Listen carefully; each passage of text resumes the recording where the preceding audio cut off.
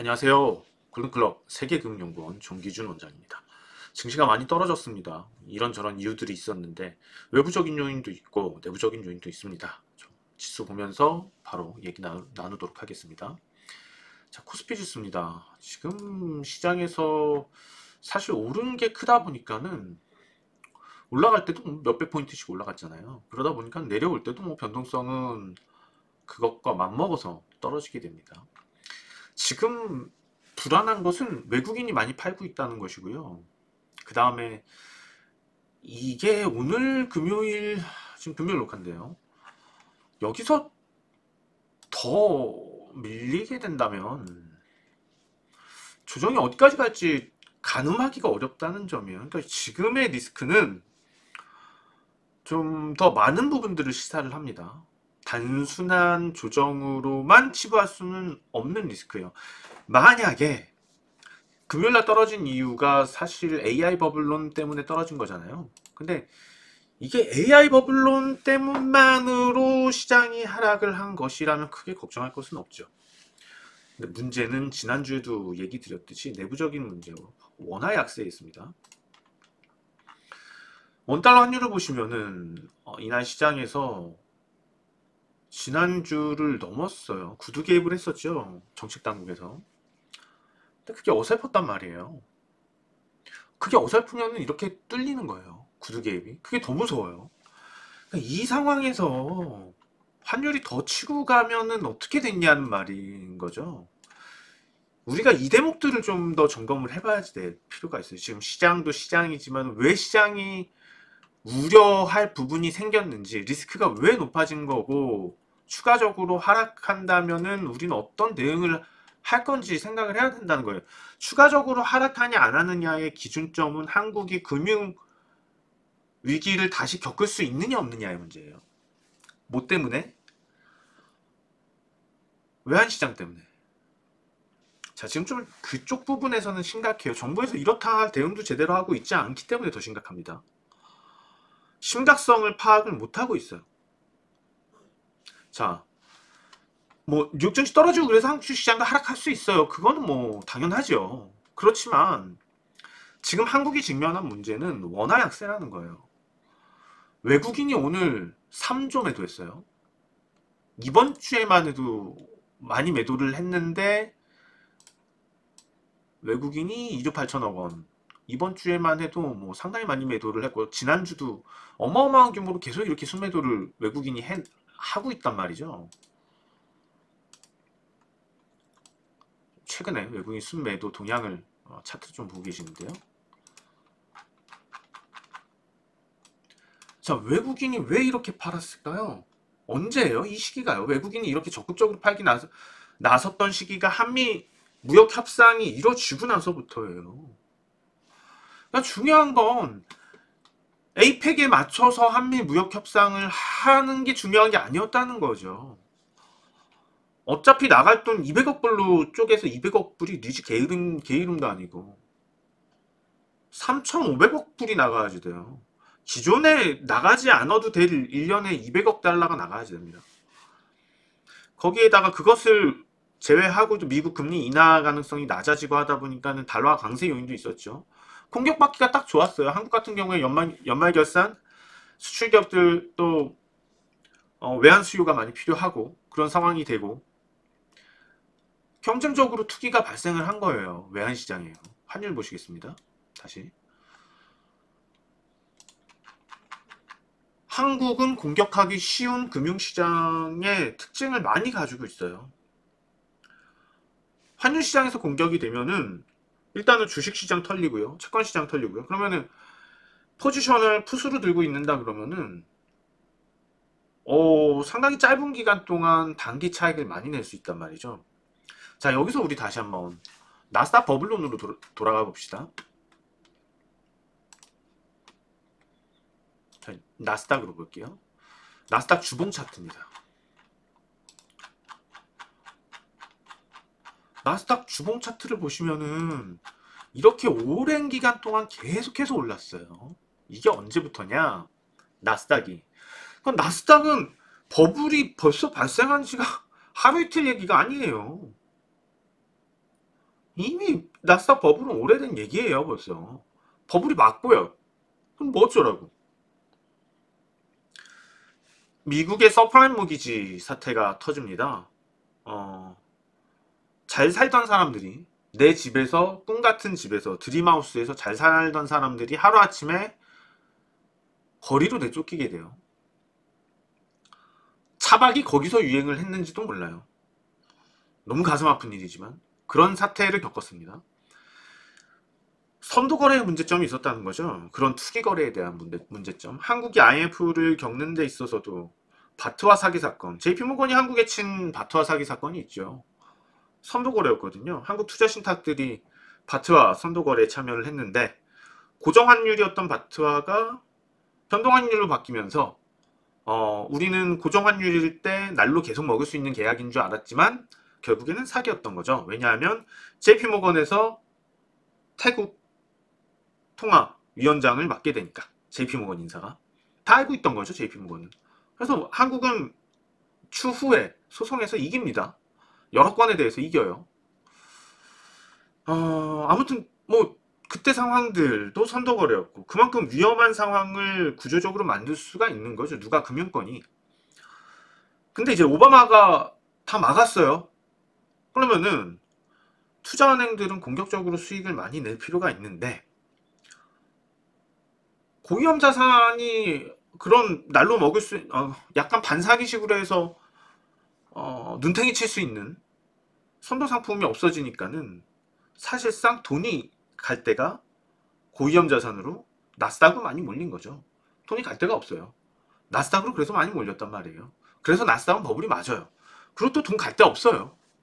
그래서 나스닥의 이 버블이 정확히 언제 깨질지는 모르지만 깨지기 시작하면은 아마 미국의 유수의 투자은행들은 큰 일이 날 수도 있습니다. 뭐 어떤 회사들은 문을 닫아야 되는 경우도 또 발생할 수도 있을 거예요. 만약에 호구를 잡지 못한다면. 제가 볼 때는 그 호구를 한국으로 잡을 수도 있다는 생각이 들어요. 한국의 뭐 외환시장을 공격해서. 환율로 다시 넘어갈게요.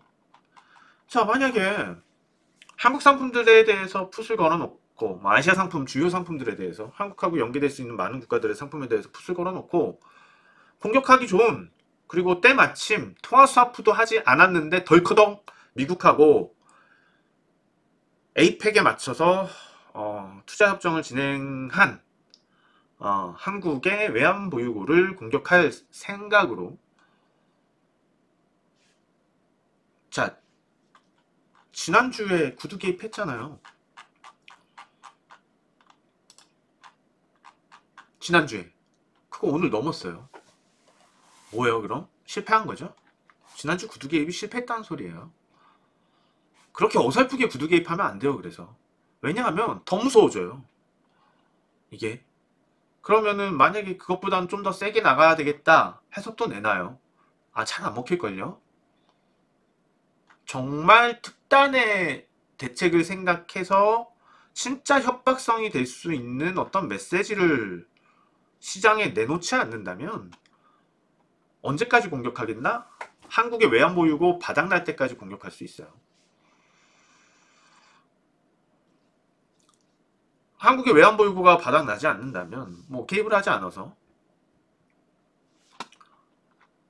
그러면 최소한도 주식시장이 무너지겠죠. 환율이 그렇게 높아지는 상태에서 외국인들은 다 털고 나가겠죠. 환율이 오를 거라면은 주식시장이 아무리 저평가돼 있고 그렇더라도 시간의 환율에서 단일가 손실을 시장이 보는데 못하러 종료되었습니다. 한국 주식을 사요. 팔고 나가죠. 그래서 제2의 IMF 가능성을 생각해야지 돼요. 지금 거기까지 최악의 상황, 진짜 최악의 상황이지만, 그러면은 정부에서 할 건 뭐예요? 공격 못하게 막아야지 되겠죠. 그거 지금부터 하나씩 하나씩 조사해서 외환시장에서 투기적 거래 있는 거 다 막아야지 돼요. 이거는 진짜 약간 좀 시장에 맡길 게 아니고 강압적으로. 왜냐하면 한국은 IMF를 겪었기 때문에 그 아픔을 알고 있습니다. 그래서 본보기를 보여줘야지 돼요. 우리 현대차 배터리 공장에서 다 잡혀 들어갔었죠. 그러듯이 뭐 외국인이던 한국이든 간에 환투기라고 생각되는 뭔가의 의심거리가 있으면 다 잡아들여 일단. 구속 수사하는 거예요. 본보기로.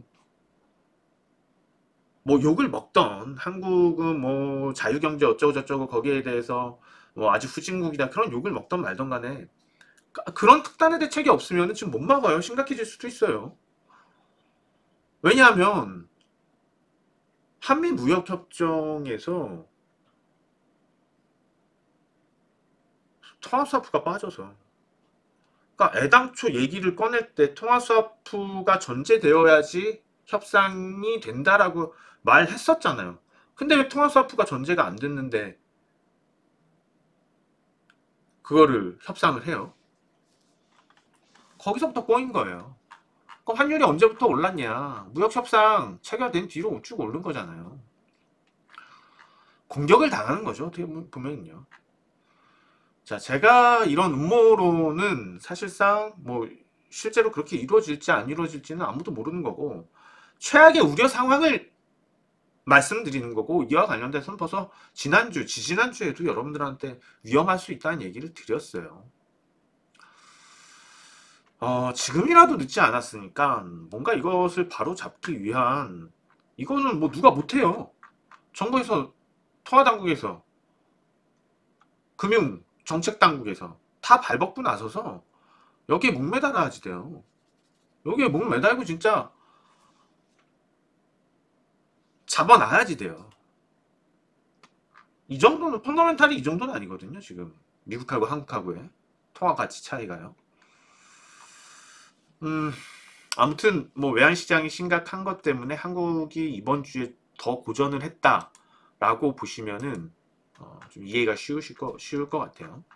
자, 그럼 만약에 이 상황이 금융당국에서 그냥 계속 손 놓고 있어요. 아니면 금융당국에서 어설프게 계속 뭔가를 해요. 그러면 진짜 그거는 큰 리스크가 되죠. 다 팔아야죠. 보유하고 있는 주식을 다 팔아야죠. 모든 주식을. 그런데 이제 제가 지금 얘기 드리는 것들은 음모론적인 최악의 시나리오를 얘기를 드리는 겁니다. 그렇게 될 가능성이 아직은 높지는 않습니다. 그 가능성보다는 주식시장이 이 외환시장 때문에 어느 정도 좀 고전을 하다가 많이 올랐으니까요. 그리고 특정 시기부터는 또 다시 자기 자리를 찾아가고 또다시 랠리를 펼쳐갈 가능성이 훨씬 높습니다. 자, 그럼 지금은 어떻게 대응을 해야지 될까요? 대응을 잘 해야죠. 시간 외 단일가 시장이 제가 종료되었습니다. 생각하는 거는요, 무리하면 안 돼요. 매도든 매수든 아무것도 무리해서 하면 안 돼요. 한쪽에 치우쳐도 안 돼요. 현금에 치우치냐, 주식 비중에 치우치냐, 다 좋지 않아요. 어느 정도 현금화는 되어야지 맞다고 생각해요. 어느 정도는. 왜냐하면은 정상적이라면 지금 수익이 아직도 많이 나와 있는 상태가 맞으니까. 어차피 대가리까지 다 먹지는 못해요. 몸통만 먹는 거예요. 그럼 어차피 대가리는 버릴 거였다는 생각을 하시고 과감하게 현금 확보를 좀 해 두시는 것도 좋다는 거죠. 어느 정도는. 다 주식으로 갖고 있을 건 아니라는 거예요. 지금 위치에서. 지금 상황이 아주 뭐 드라마틱하게 한 번에 막 이런 식으로 반전이 돼서 그러기 위한 한 가지 방법은 있죠. 미국하고 통화스와프 체결하는 거예요. 그럼 공격 안 당해요. 저는 그런 생각을 해요. 왜 미국이 1년에 200억 불만 통화스와프 해주면 되는데 왜 이거를 이 핑계 저 핑계 대면서 안 해주었을까? 혹시 미국의 유수의 투자은행들이 압력 넣는 건 아닌가? 왜냐하면은 나스닥에서 탈출하기 위해서는 제물로 삼아야 할 뭔가들이 필요하니까 공격할 때상 그게 한국의 외환시장이라고 봐요. 그럼 통화스와프 절대 해주면 안 됩니다. 뭐 미국이 위기에 처할 수도 있습니다. 그렇게 계속 조언을 해서 통화스와프는 안 된다. 그랬을 수도 있어요. 저는 지금 상태에서 국내 주식시장이 드라마틱한 반등으로 하려면 통화스와프가 체결되는 방법 그거 외에는 없다고 봐요. 그거 말고는 뭐 어떤 호재가 나오더라도 잠깐 올랐다가 또 떨어질 거라고 봐요. 정부 당국에서는 지금이라도 늦지 않았으니까 미국하고 협정을 좀 긴밀히 통화스와프 관련돼서 더 유도를 하고, 이미 뭐 무역 협상을 했다지만 좀 징징거릴 필요도 있어요. 원달러 환율 상황이 이렇게 돼서 통화스와프를 안 해주면 우리 약속 못 지킬 것 같다. 미안하다. 그냥 우리 25% 관세 때려라. 이렇게 나설 필요도 있을 것 같아요. 그리고 이미 너네가 약속했던 핵 잠수함은 우리 이미 다 설계 끝나서 벌써 이미 그거는 낙장 불입이다. 중국이랑 손을 잡겠다. 한국도 좀 약간 공격적이고 협박식으로 상대국을 그렇게 갈 필요도 있지 않을까요? 국익을 위해서. 국익을 위해서 그냥 마냥 맨날 납작 엎드려서, 응? 옛날에 이제 중국에서 사신 보내면은 그렇게 하듯이 그럴 게 아니고, 맨날 국가 위상이 높아졌다, 뭐 한국이 기준이 된다, 그런 얘기만 할 게 아니고, 아무튼 뭐 다 뭐 여러 가지 시장이 이렇게 되니까 답답한 게 많네요. 자, 아무튼 제가 생각하는 상황에서 위기가 닥칠 수도 있어요. 위기가 닥쳤다고 얘기하는 거는 조금 이를 수도 있지만, 금융 위기가 한국에 닥칠 수도 있어요. 정말 조심해야지 될 수 있어요. 외환시장 때문에. 정부에서 지금의 외환시장에 대해서 잘 대응을 안 하고 있어요. 제대로 대응했으면 지금 환율, 지난 금요일날 구두개 패놓고선 그거 그냥 가격 올라가기 구경하진 않았을 거란 말이죠. 대응했는데도 그거면 더 문제고. 아무튼 위험한 상태이긴 합니다. 현재 그것 때문에. 단순히 많이 올랐고 AI 버블 때문이 문제가 아니고요. 그래서 당장은 어떻게 될지 모르니 환율 상황이 안정될 때까지만이라도 주식 비중을 좀 줄여놓고선 관망하는 게 좋지 않을까라는 생각이 들어요. 그게 뭐 손실 나 있으면 어쩔 수 없는 거고, 손실이 수익이면은 뭐 더 좋고요. 아니 많이 올랐잖아요, 한국 주식시장. 어차피 대가리는 안 먹어도 되는 거니까.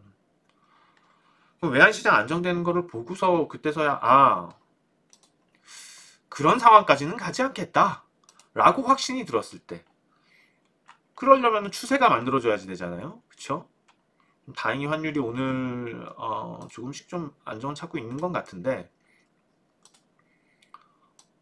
1450원 밑으로 한번 내려가는 거를 확인을 한다든지, 그런 상황에서 또다시 베팅을 하고. 근데 지금은 리스크가 좀 커진 상태라는 거죠.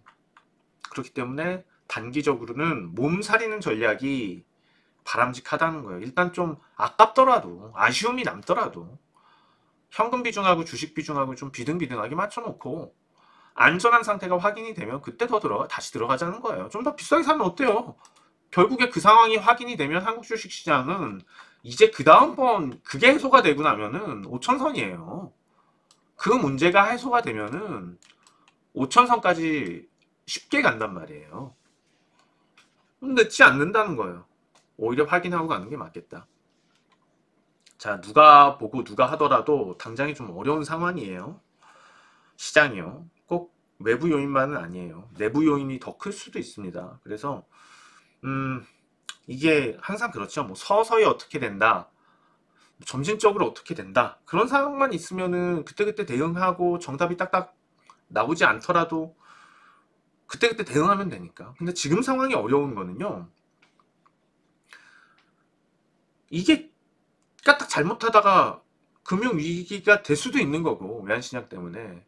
이게 잘 풀리면은 또 시장이 확 떠버릴 거고. 그래서 약간 뭐 동전의 앞면 뒷면처럼 결정이 될 수도 있는 문제여서 좀 어려운 감은 있어요.